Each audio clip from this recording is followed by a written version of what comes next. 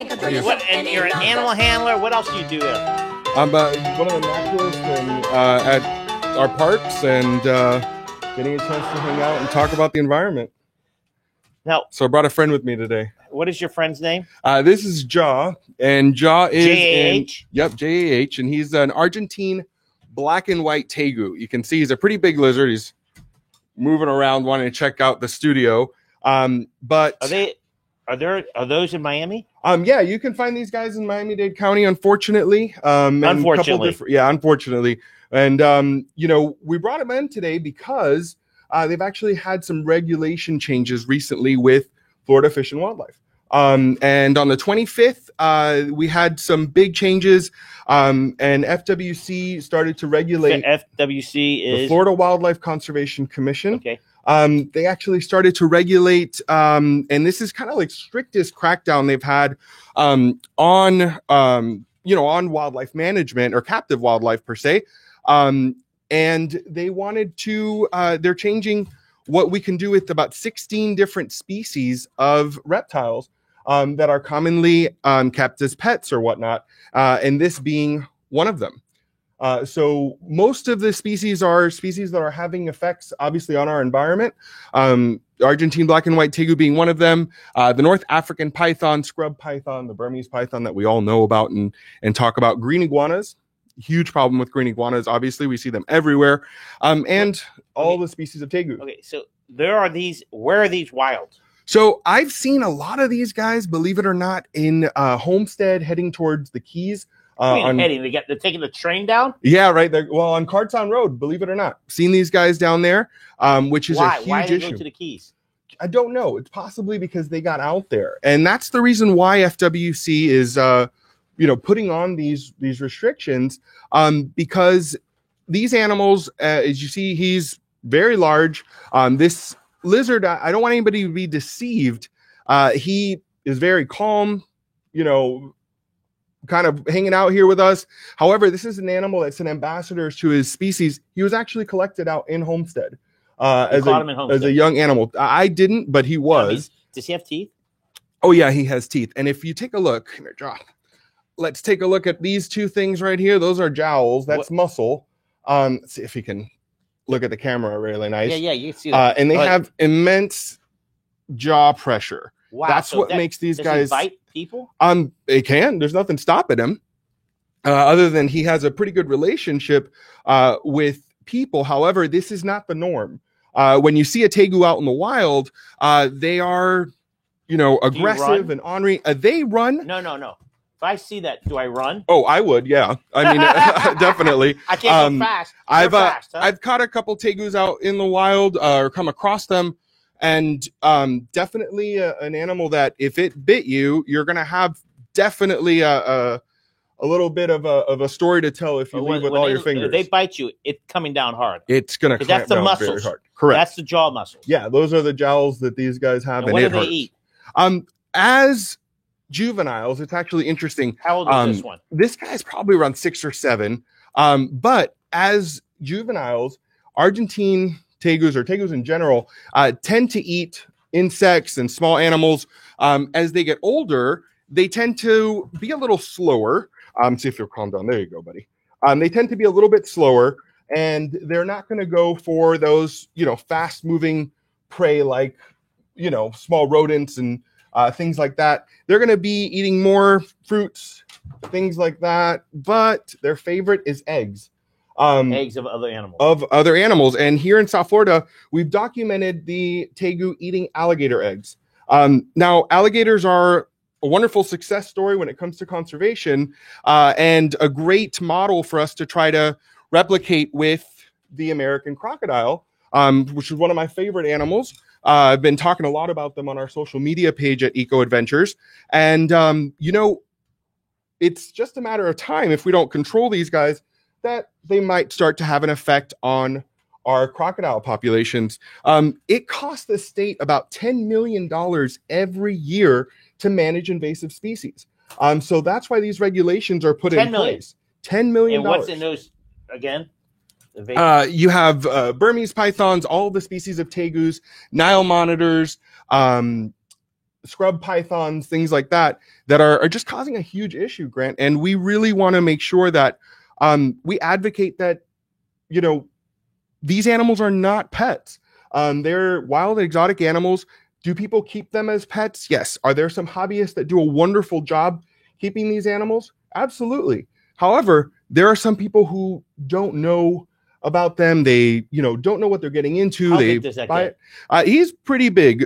They can get a little bit bigger than this. They can definitely get heavier. He's nice and a good weight. He's not a, you know, chunky guy. He doesn't need to go on a diet or anything, but I've seen some that are definitely a little thicker than this. But He's calm now. yeah, he likes this spot. Could you imagine having something like this running around your house? I mean, if you have a small dog or something like that, this guy could definitely pose a threat Take to that an dog animal. down. Oh yeah, I mean, a Chihuahua could probably be a meal for this guy. So, you know, it's unfortunate that, you know, these things are having to be put into place because just, you know, So are 2 they or 3 of selling these them now at guys. pet stores or the? You can no longer sell or breed these guys in Florida. There's about 180 days that FWC is given to come in to regulate. If you have a pet tegu right now, you have to apply for a free permit Right. to have this animal in your home or whatnot. But the sale and breeding of these guys is no longer acceptable. So that's something that's pretty interesting. And they are hoping to have all these regulations in effect by June 2024. So it's obviously going to take a long time to get through this, but we've seen these guys in Hillsborough County. We've Where are the like most of them? populations. Most of them are here in Miami-Dade County. Now, you know, the python, they have a hunting season. They Yeah. pay them per foot or something like that. Are they going to have hunting seasons for this? There are people who go out and actually trap these guys, and it's not illegal to do so or anything like that. But they don't kill them. They kill them? For what? Unfortunately, these animals are what? euthanized. There's just no place to put all of them. No, but it's like somebody catches this. What People the best eat thing these? you want to do? I don't think so. I don't know. I know people eat iguana or whatnot, but I don't think tegus. Okay, I don't know. So is the skin valuable? Yeah, the skin is definitely valuable. However, if someone were to find an animal like this, let's say you're in your home and you live in the south part of the county, you know, we don't suggest trying to go and grab it or pick it up because they can be extremely aggressive. An animal like this, like I said, the bite force is immense. You can actually report it to FWC. And they'll send somebody out? You report it through an app called I've Got One on FWC. I don't got one. You don't want one. Just looking at it, it's scary. Yeah, I mean, if you look at that tongue. These guys have a forked tongue just like a snake, and that's what makes them so good at what they do. They're going to be out looking for things to eat. And like I mentioned, with the bigger tegus, they're not going to be running around insects and small animals like that. These guys are going to be going for things like eggs. And the minute that these guys start to make an impact on the American crocodile population, it's going to have a huge effect. But see, to me, I go, why people like crocodiles? Why is that so important to research? So crocodiles are apex predators in our community and our ecosystem here. And the ecosystem, you have to think about it, it's a balance, right? And when we put something into that balance, into that scale that doesn't belong there, it's going to throw it off. Like the Lion King. I love that movie. It's the circle of life. Exactly that. So when we add an animal like this that has very few predators, or here in South Florida, it becomes invasive. So an introduced species. Nobody's going after this animal. There are people who are out trying to reduce these. And how many do they produce? How many children do they produce? That's a great question. I'm not sure how many eggs these guys could have. Excuse me. But there you go. Yeah, I got a good question. You did got a good question. But these guys, I mean, right now there's not a lot that keeps them in check. And with the Burmese pythons and the iguanas, right? When we see that, iguanas falling out of the sky, it's getting that cold, that has an effect on their population, right? But these guys are pretty neat. They actually brumate. And that's like hibernation for a reptile. So this guy will actually burrow when it gets pretty cold, start to slow its metabolism down to the point where it can almost hibernate per se. And from there, once weather conditions warm up, they'll come out. Argentina, Brazil. Do they get colder? Does it get colder? Yep, it can get down. It can northern Argentina. So that's how they adapted. Yep. So that is, a pretty neat adaptation that these guys have. Fanny. Thank you, Willie. Yeah, Willie's doing a great job. Thanks, Fanny. I think the next show is going to be Fanny and you. Yeah, right. I think so. She couldn't make it today, but she'll be here next time, hopefully. So let's get to iguanas. Sure. What's good about iguanas? What's bad about iguanas? Iguanas are amazing animals. There's so many different species of iguana. Here in South Florida, we actually have, the green iguana in Crandon and Key Biscayne. You can see a couple different types of iguana. For example, the spiny tail. Depends on the species. Some iguanas are found in the Caribbean. There's Cuban iguanas, which are absolutely amazing. You can have rhinoceros iguanas that come from the areas like Haiti and the Dominican Republic. The rhinoceros iguana, really cool. Why is that? They have a little horn on their face. It looks like a rhinoceros. The males do. So there are some in Miami. They're not in Miami. The green iguana is the one that we mainly have the issue with here, and that's a huge problem because they breed out of control, and unfortunately, there's not a lot that keeps them in check.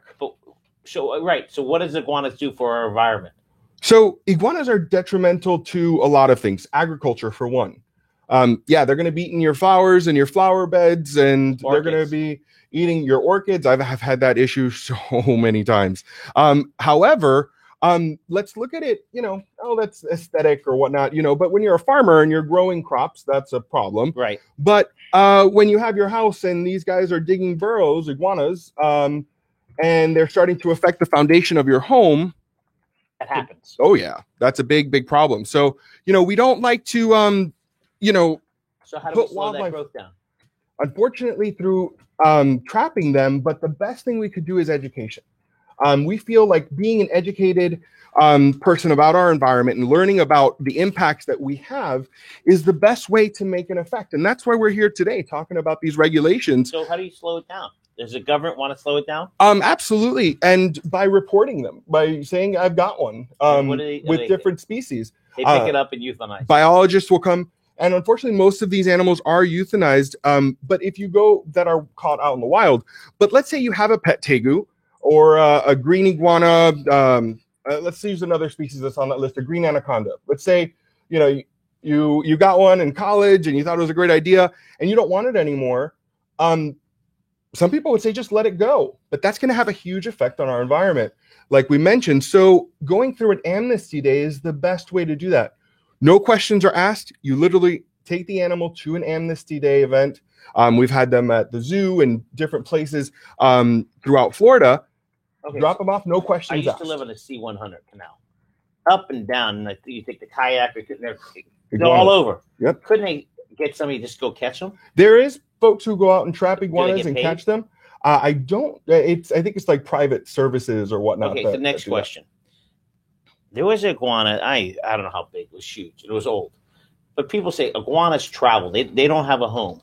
Iguanas are territorial. So you see the males, when they start to kind of lift their head and bob up and down, they get that big dewlap. And they're just protecting their territory. They're protecting the females in there. Do they have a home? But they tend to, yes, have a range. Females? The male with females within that range. Where are you going, bud? I thought they go. They don't like staying where they are. They move. They can. So if resources are favorable, and there's no need to move, you don't. Hey, if you want to watch me squirm, that get on the ground, I'm jumping, Tommy. I'm actually gonna put him in his crate for a little bit. There you go. I think it's a good idea. And we'll keep talking. There you go, John. You gotta tie it up? Good job, bud. Yeah. You have to tie it up, right? Yes. Don't worry, Grant. I promise he won't get you. No. It's okay. There you go. So, because when I lived in the C100 canal, there was iguana, yay big. It'd come out. I don't know where it lived, but it'd come out, sunbathe on the deck. Oh, yeah. And then go back. And the great thing about the iguana, kept the ducks away. I don't know why, but it's a big animal, and when iguanas get upset, just like tegus, they can whip their tail, and they can make a big impact on you, on a duck. It doesn't matter. If they're annoyed by something, they're going to threaten. Tegus are really kind of crazy. When they get upset, they'll actually kind of hood up and they'll stand up on their back legs. They'll gape their mouth wide open. It's a formidable sight, and not something that you probably ever want to run in the wild. How long do iguanas live? Depends. I've seen some iguanas live well into their, late 20s, 30s. So, Wow. yeah. And, when conditions are right and, you have space and time, it's not a big issue. Same thing with these tegus. So, when you have a pet, you make a commitment to it, it doesn't matter if it's exotic or not. It's something you need to commit to and know how long it's going to be. We talk about iguanas and tegus and pythons, but invasiveness, when we talk about invasive animals that have impacts on our environment, you probably won't guess probably one of the most invasive, if not the most invasive, the cat, house cats. Before we get to house cats, Amnesty Day, can you go over that one more time? So Amnesty Day, you have an exotic pet that you no longer can care for or need to find a home for. You can turn that animal over at an Amnesty Day event. You can follow up on FWC's website, myfwc.com, and that animal is surrendered, no questions asked. They won't ask you where you got it from, where it came from, anything like that. And that's so that it's not put out into the environment. Right. Now, cats. You're talking about cats. Cats. Even that's not under your umbrella. No, most definitely not. But it does fall under our umbrella. I mean, the environment is connected to everything. Correct. And house cats have a huge issue on our population. House cats or just wild cats in general? Cats. So, cats are predators. They hunt. They sometimes hunt for fun. If you've owned a house cat, you know that they can be. They see a lizard, they go crazy. Exactly. So think about a lizard or anything like that. They're going to have an effect on things like that. So they have huge issues. And that's why, people will sometimes come and see us handling exotic animals like that tegu. Gorgeous animal. Absolutely fascinating. Not something you want to have as a pet. If you want to have a pet, have a dog or a cat. But even with that, be responsible. And if you have a cat, make sure it's kept indoors. Because when you have cats and they're outdoor cats, bird populations suffer greatly. Small reptiles, things like that. It's a huge issue and probably the biggest impact worldwide, if not in the United States, if not worldwide. Regarding people buying iguanas at pet stores, they get them this big. People super cute. It's like turtles. Yeah. And exactly. People go, "What do I do with my turtle? Do I put it in the canal?" Exactly. When somebody gets like a tortoise, like let's say they buy a cute little spur-thighed tortoise, it's that big, adorable. That grows out to be the third largest tortoise in the world. What do you do with it when it's pretty much bulldozing your garden, all kinds of stuff? Oh, just throw it out in some kind of natural area. But that, unfortunately, is not fair to the animal and most definitely not fair to our environment. Oh, they can. But our environment doesn't. It definitely is at the cost of our environment and our natural areas. And the animals that live there naturally are now having to compete for those resources. If you think about it, the environment is kind of awesome because it's a perfect give and take. Predators take, prey right gives. near us, there's Fuchs Park. Yep. I think that's tortoise heaven. Yeah, and that not all tortoises are bad. Gopher tortoises. No, but I think the tortoise got too big, they just leave them there. Yeah, folks, if somebody has that and has a tortoise or a pet that they no longer want, Amnesty Day is the way to go. And what will they do with it? They find a suitable home for it. They will find someone who is licensed and qualified to take care of that animal. I've adopted animals from Amnesty Day, and it's a great way that you can have these animals out of the environment and put into a better situation. So, yeah, not something you want to do. But gopher tortoises, right? They're native, federally protected species, endangered. These guys, they like to burrow. And unfortunately, these guys have an effect on animals like that. So it's definitely something that we want to try to control. And FWC is definitely making an impact by saying, hey, we're going to crack down on these 16 species that you can no longer breed, you can no longer when you sell. Say you can't breed, I mean the breeders. Commercial breeding, correct. And how do they crack down on it? It's unfortunate because some people are responsible and abide by it, but as a breeder, you have to be licensed. from my understanding, with the FWC, and let them know of what you're doing with captive wildlife. So, animals in human care are important. They're ambassadors to their species out in the wild, but accidents happen. Animals escape. Tegus are wonderful, wonderful animals who are very well adapted, so much so that they do great right here in South Florida, but they can escape from enclosures and things like that. So FWC really regulates, hey, how you should be keeping them, what's the safest way. And again, this is in the best interest of our environment.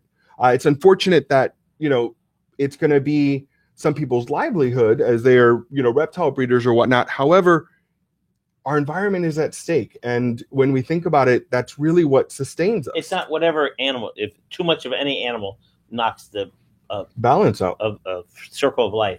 Correct. Now, the chairman is a local guy. Yes. Rodney Brito. He's from Miami. Yep. But he represents all the state of Florida.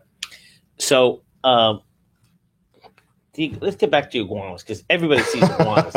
I mean, it's just. Have you ever eaten iguana? No. I think I might have once, maybe in Mexico, but you don't know if it's a cat or iguana. Listen, I don't remember a lot from that trip, but that's another story. Yeah, that's another. Not on this station. Exactly. Okay, so iguanas in some areas are overtaking you. You go by. There's a street right up here, right before you get to Miller. Yeah. On the left side, it's on a canal. At any given time, if you drive down that street, there's 6 or 7 right in the middle of the road. Yep. Are they sitting in the road because of the heat? Yeah. So reptiles are cold-blooded or ectothermic. They're going to rely on the sun or an external source of heat or energy to be able to metabolize and digest their food, so on and so forth. So they're just soaking up the sun's rays. They're kind of warming up. Because it's hot. Now, some people, so how do I get iguanas off my plants, off my orchids, or out of my yard? It's really, really difficult to do. Unfortunately, when they're small, they climb trees. They can get into places like that to eat your orchids. Somebody said put pepper out.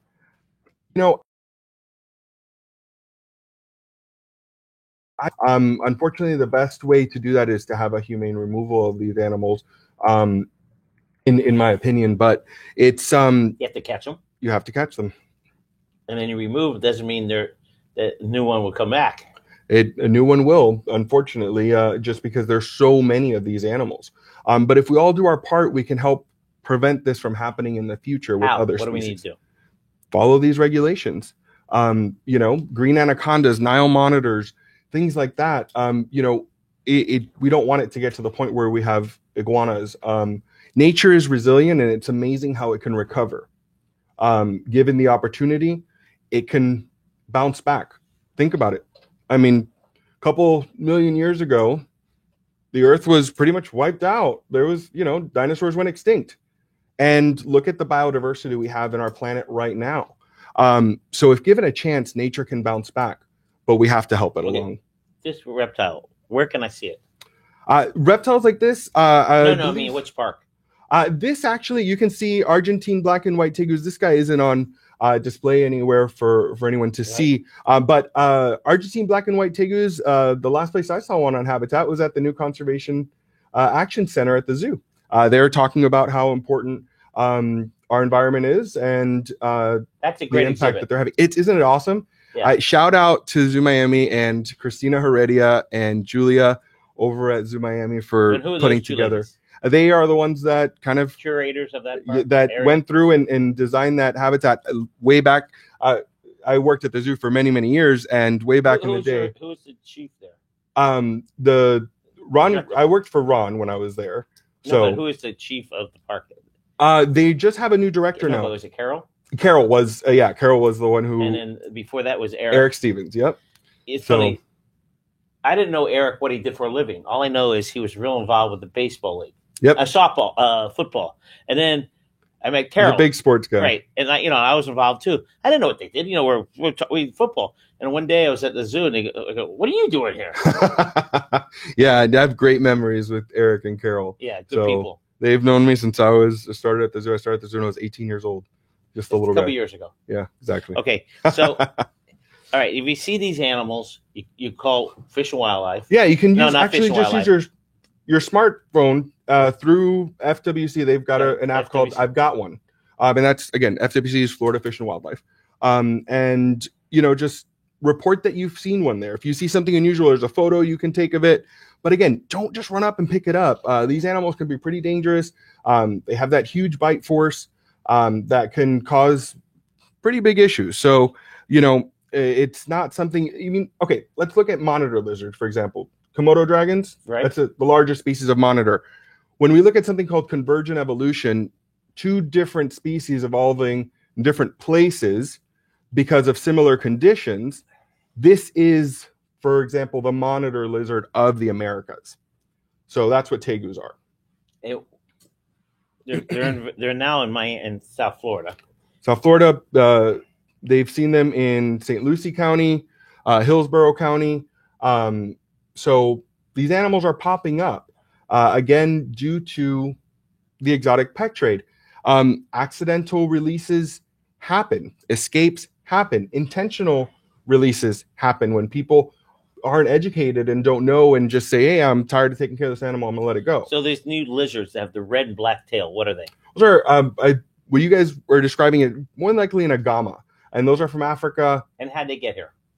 Accidental release, more than But likely. there are thousands of them. I mean, right on our outside. Yep, right here. Right outside. I saw them walking in the door. Well, So do they breed crazy? yeah, and there. Are That's they why you good? see Are them. they bad? They look scary to me. Anything that is not native is going to be harmful to our environment. An introduced species. Very rarely do you want to introduce a new species, or something like that. The panther, for example, right? Remember in the 90s, they brought the Texas cougar over for them to Try to breed. It was done successfully, and we were able to have that panther population bounce back. That was scientists and everybody coming together to learn and want to help try to save a species.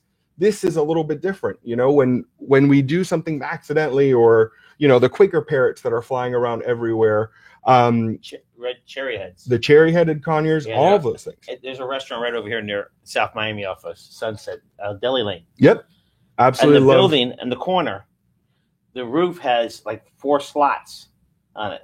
Yep. That's where the babies are. You can see it. The Yep. mother comes in, but they're all over. Yep. But retail, if you get them as babies, they're $200 a piece.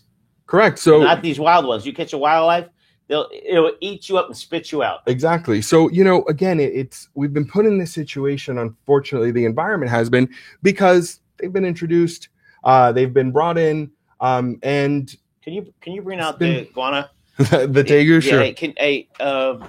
Tommy, can you knock on the glass for a second? Jaws. The other side. Oh, Robert Essentia? Yeah. Bang on the glass. Guy. Come on, Jaws. Oh, here we go. These are 2 retired cops. They I want saw to you guys are having a new Cop talk. cop talk. Can you tell him to stand up? So he's going to come over and look at the thing. Again, if you see one of these, you take a picture of it, Report it. report it, and get away. Yeah, I mean, these guys can cause some serious damage, so not something you want to. So Robert up or- Sensei, who has the next talk show called Cop Talk, How are you? you think it's interesting to talk about cops. We're going to talk about this. Now, Robert lives in West Kendall, correct? Have you ever seen a tegu in West Kendall? Tegu? Not yet. Is that a Tegu? Yeah, this is a tegu. So a very nice one. However, unfortunately, the ones you'll see in the wild aren't this friendly. This guy has been used to being around people, and definitely an animal that Can you top Is an that, ambassador. your Cop Talk show? I don't think so. I didn't take a picture of that. Willie, can you hold it up? Jaws famous right now. I think I saw one the other day. I was driving, and it was on the sidewalk. It was Yeah, a it's little colored iguana. it's not uncommon, unfortunately, for people to see these guys. Part of the Tegu. Make sure to tag Miami Eco Adventures in it Absolutely. if you post it on social media. I will. Pretty cool. What was the story Pretty with neat. you guys? They're FWC. I'm sure your friends or other Police officer. enforcement, law enforcement agency. They've actually started some new regulations on these guys, and you can't commercially breed them. You can't purchase them as pets anymore. The jaws, those are the jaws. Those fat things, those are muscles. So if it bites you, that's what they're using. Yeah. So, but Clamp. yep, they'll clamp down pretty hard, and they are having a huge impact on our environment because of what they eat. These guys will eat just about anything, and eating something like alligator eggs or bird eggs, things like that, are it's a huge issue. So his name is Ja. No, the tag on. Oh, it's Miami Eco Adventures. You can put it away now. I just want him to see it. Are you sure, Grant? You don't want to hold him? No, I would hold it, but it's okay. I just. There you go, Ja. Head back, buddy. So yeah, as always, it's It stays right in there. It won't come out. yeah, he'll stay right in there till we can get him. Yeah, Robert, kinda just be situated. careful. Robert, just be careful. All right, so thank you. We're looking forward to the cop talk. It's really interesting because we forget all these animals come in, just change the balance of South Florida. Yeah, and we're the southernmost port. A lot of animals are historically have been imported here, and things of that nature. So our location, our climate, our ecosystems, unfortunately, lend themselves to be so unique. But in that uniqueness, it also offers the opportunity for non-native animals and plants, to be frank, to make an impact on our environment. What's interesting, people don't realize when ships come in, that one lizard is on board. Then it gets off the port onto a truck, onto another truck. Just this little lizard. Remember when I brought all the frogs over? Right. And we had Cuban tree frogs jumping around everywhere. That's how these guys, they more than likely come in ships. So sometimes it's not done deliberately. Correct. So this is quite interesting. People need to know if you have any questions. What's the webpage for them again, Tommy? Getting a chance to see FWC is the one that's going to have all these regulations. We were just kind of that's good. Reporting some. We got to promote your outdoor activities. Yeah, no, most definitely. We're always doing something. What location are you at? I'm at Bill Sadowski on the C100. The C100. Yep. 176 and 79th 38 Avenue. acres. 33. So I told somebody last week. I said 38. 38. Close enough. No, you're wrong. I said, I'm telling you, the people came on our show and talked about it. So it is a hidden gem in South Dade. Absolutely. It's funny. Yesterday I was at work and had some people come up. They didn't even know it existed. And I was like, oh, there's a nature center back here, a canal, all kinds of stuff. And they had no clue. They've lived in the neighborhood for 2 or 3 years. Have you worked with Palmer Trinity, your neighbor? Yeah, most definitely. Who do you deal with there? I can't remember. That's a question for Vanessa. Okay, but it's if you don't know where the Sadowski Park is, right across the street from Palmer. Yep. And it's a great location. And then talk about 80 Barns for a little bit. Yeah, I mean, 80 Barns is a neat spot as well. It's the trails there are just fantastic, and the plant life there is brilliant. And that's our central hub, believe it or not, for eco adventures. So that's usually where Fanny's at, and their team does an amazing job. It's located in a nice central part of town. Bird Road and 72nd. Yes, sir. I don't know where the entrance is. Is that off of 72nd? I usually go off the railroad tracks. Yep, right off of Bird and 72nd, across from Sinbad's Birdhouse. Right. From where? Across from Sinbad's Birdhouse. He just right? passed away a couple years ago. No way, really? Yeah. So I remember going there as a kid. Yeah. So Fanny, Tommy says hello. We say hello to Fanny. This is pretty cool. I just want you to know. And when you bring these things, we're educating Miami. And and I've been here 64 years. So Grant, you're dating yourself. I know. Okay, 46 years. There you go. Okay, but we need to know this stuff because again, the circle of life, and if something comes in, it knocks the balance out. Listen, and education is key, and that's why I grew up just fascinated by wildlife and animals, and I knew I wanted to grow up and work with animals as a kid. And very quickly and early on in my career, I realized I had to work with people as well, because if we want to save our wildlife and our wild places, everyone needs to be involved, because the environment is owned by all of us. It is our world. It's our world. Yeah. So we all need to make an impact. We all need to work together, save the planet, and to know the impacts that we have on it. So I'm just so fortunate that I get a chance to work with wildlife, work with animals, our local environment, and be able to inspire people to want to help protect them. Is Jaw out of there? No. No, I know that was your when you see Grant looking down in the studio and he was like, oh, man. Okay, so, I'm not a real big tree hugger, but because of tree huggers, I use that word, a lot of things are being saved in our country. Yeah, you know, I mean, if you think about it, just over the last 50 years, and it's not just our country, we have to think locally, but act globally, because we've had a huge increase in human population, which has increased things like greenhouse gas emissions. Just last week, we were talking about polar bears. We don't have any polar bears in South Florida. How do polar bears affect us here in South Florida? Believe it or not, the greenhouse gas emissions that we create all over the world, which are melting polar ice caps, causing polar bears to have less habitat, causes us to have less habitat too. Wow. As sea level rise increases, you know, you didn't have a beachfront property in Miami Beach when you first bought it, but now due to sea level rise and king tides, all the rest of it, you're starting to have a sea, you know, ocean front. King tide comes in, it kicks Miami Beach's butt. Sure does. All right, we're gonna wrap it up, Willie. As always, it's an honor, and I love that you come. And you know, Franny, we miss you today, here. But it's good for us at community newspapers. It's good if it's good for us. It's good for everybody. Keep educating. Absolutely. And these public and private schools, keep educating the youth, because the youth is. You people say that's the future of tomorrow. No, the youth is the future now. Because they're looking completely different than we did. It is, and everyone can learn about it. You know, it's not just the youth; it's everyone. Because I can guarantee you that just with maybe a little bit that you've learned here today, you have a different outlook on these things, and Absolutely. You might want to, you know, treat the world in a different way. Absolutely. So I appreciate Willie for having us. Look at the camera and close this out. Hey guys, thanks again for hanging out with us. And I am Willie from Eco Adventures, hanging out with community newspapers, and I hope to catch you next time talking about some interesting things happening in our environment here in South Florida. Have a great day, everybody. I'm just drinking an Arbetter's drink, and we have 3 hot dogs for Willie, 2 for Tommy, and I had 2. Thanks, Dave Arbetter.